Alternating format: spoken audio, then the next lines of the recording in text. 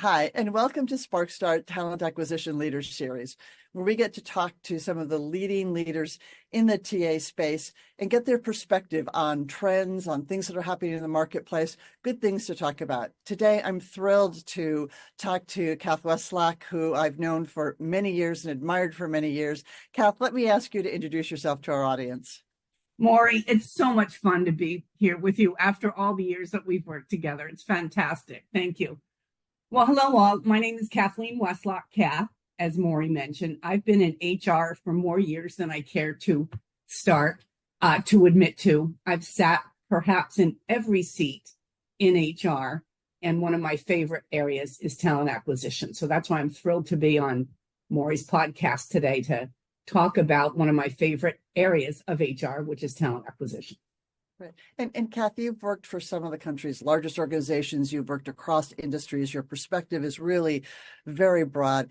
The thing I'm most interested in, given all the experience and expertise you've got, what keeps you up at night? What are the trends you're seeing? What are things that you're worried about? What are your thoughts looking forward?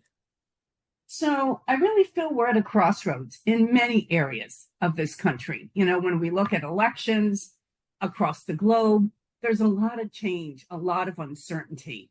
And that certainly has affected, just the uncertainty has affected the HR function, right? It's an exciting time, but it can also be very daunting because of geopolitical events, because of our own economy, because of how companies are doing. There's just so many factors right now influencing the field of HR that it can be daunting. So what I wanted to talk about a little bit today is what keeps me up about talent acquisition, because as I always look at talent acquisition executives, they're my canary in the coal mine. They see things before I do. And so they have to be uniquely equipped to see the vagaries in the market and to give advice and counsel, not only internally, but also to our job seekers. So what do I mean by that? First, as I told you, TA, one of my favorite areas. If you want to smile on the day, go into the talent acquisition session or go talk to somebody in TA. They're great ambassadors for any company, any organization, and really have to wear the brand. Their excitement, enthusiasm typically is simply infectious. So I love that team. But they've got some real challenges ahead of them. First, they are inundated with candidates. You know, I mean, no one is willing to say that we have an interesting economy, but we have an interesting economy at the moment. It isn't perhaps as strong as everyone thinks, right? And so candidates, particularly those early in career and mid-level, are seeking to find their jobs, right? And they look for jobs in very different ways or have different resumes than you and I did when we were first starting out in our careers. So I think that's daunting. It's taking a new look at how do you recruit millennials, Gen Zers, because their resumes look quite different. And there's a lot of resumes coming in through the portal. So our talent acquisition teams have to really be zealous and tireless in their pursuit of finding the right candidates, right? So on top of that, I think some of our hiring practices have not helped them. Maury, you and I are, I'm an ex-New Yorker, you still live there, reading my favorite newspaper, the New York Times, and there was an article about 4 out of 10 job posts are fake. Yeah, I saw that. That was really disturbing. You know, I mean, really disturbing. Talk about giving no hope to candidates. And I get why companies do this. They want to look like they're growing. They want to give their internal candidates who might be overworked hope that help is on the way, or they might just want to pipeline candidates. But think about that millennial, Gen Z, or early career graduate who sees the perfect post and applies and gets ghosted. Many companies don't even respond back. So I think some of our practices have not helped our talent acquisition teams. And then the companies are complaining that they're being ghosted by candidates. Well, there are two sides to this coin. Yeah, it's that was a really disturbing trend to talk about just being honest and straightforward and starting an employment relationship on deception. It was just unacceptable on all levels. Totally, yeah. And I get, people will embellish their resumes, but still to post phantom jobs is just to me something that, as a TA leader, if anyone asks you to do that, scratch your head and say why, right? Because it's going to ruin your candidate experience. The other thing that I think is happening is the tools that are supposed to help our teams aren't really working. So let's talk about that for a second. ATS, applicant tracking system, they're all different. They all give a different experience. None of them work together. So if you're a job applicant and you're on LinkedIn, and I'll get to LinkedIn in a second, you're going to have such a different experience just trying to get your resume out there. It is tireless work. And I feel many candidates are losing hope because of the way that we've set up our practices and the way the ATS works. And I'm hoping the better TA executives are constantly looking and evaluating their processes and tools. And I'll get to your tool in a second because I happen to be, as you know, a big believer in SparcStart from the beginning. We need tools that really help the candidate experience. LinkedIn. Gosh, Maury, when you and I started out, LinkedIn didn't exist, right? It was a different way to find a job. And LinkedIn promised, and they did, promised to disrupt the talent acquisition space. Well, they did, right? But when I look at LinkedIn posts now, is it really a way to find jobs, or is it a way for people to self-embellish or aggrandize their own initiatives? And I get it. We all have to self-promote in our careers. We all have to get, posts. We all want to post something interesting. But I would ask, is LinkedIn really giving that candidate experience to companies, but also to employees that they promised they would? And so that's a big question, and something that I would, maybe in a subsequent conversation, some of your clients can give you some honest feedback about, So that's something that keeps me up a lot. I also think, and I touched upon this real quickly, the traditional ways of looking at a resume. The millennials and Gen Zers haven't stayed in a job for 10 years, typically, right? They move, they skip, you may call them skippy, but really it's a result of the gig economy. It's a result of the gig economy and pursuing these startups that promise wealth and riches well into the future, and many of them bust.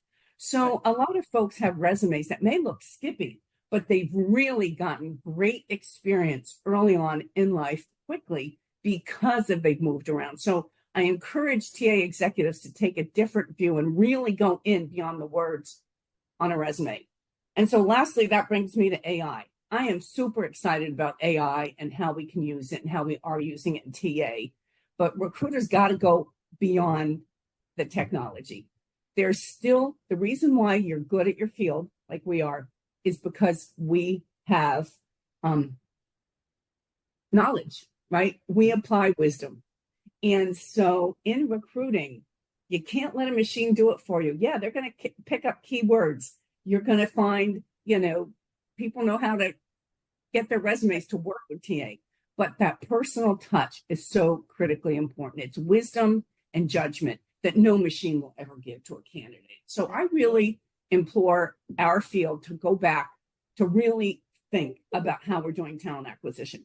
That's why I think your product is so great. You have a real human touch to the entire experience. People get a chance to show themselves at their best. And so I would encourage talent acquisition folks to go beyond our current recruiting models. Think about job fairs, not for just early in career, but people mid-level. Do speed dating recruiting just to get people into the office. Can you imagine having somebody show up at your office with a resume? You might actually find someone who really wants to work for you.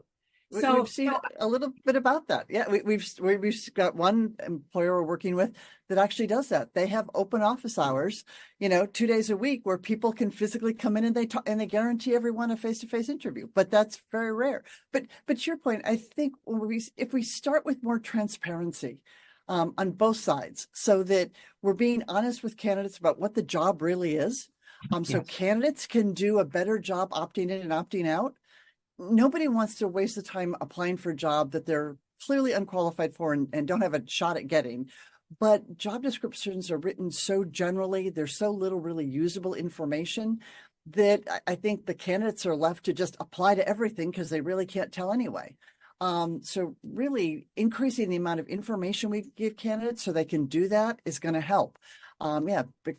No doubt, TA people have got tons and tons of applications, but it's so difficult to find the qualified, available, and interested, as opposed to just the resume dump that's happening to them, that all the efficiency that we think is, or all the automation that we think is going to make people more efficient, it's actually going the other way. We're seeing organizations that are less efficient than they were 5 years ago.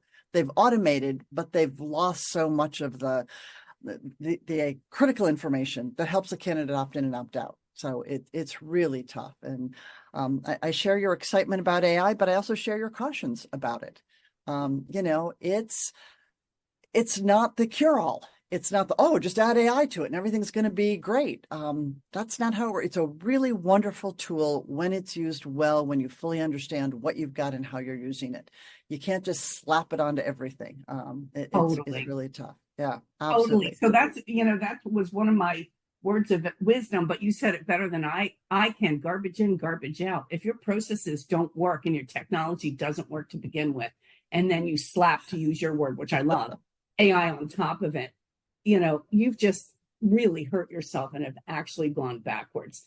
And so I really, I know process work is hard. TA operations is really hard, but it's critical. You've got to look at your systems and your processes every year to see where you need to fine tune it. And so I think that's really wise advice, Maury. Yeah. Let's use AI to make a bad system work faster. No, that's not going to work. That's not going to work. So it's all there. Kath, I could talk to you all afternoon, and there have been times I've done that because I always love to be engaged. But we understand our listeners have got, big roles and lots of things to do. Hopefully this has been, a good prompt of things to think about.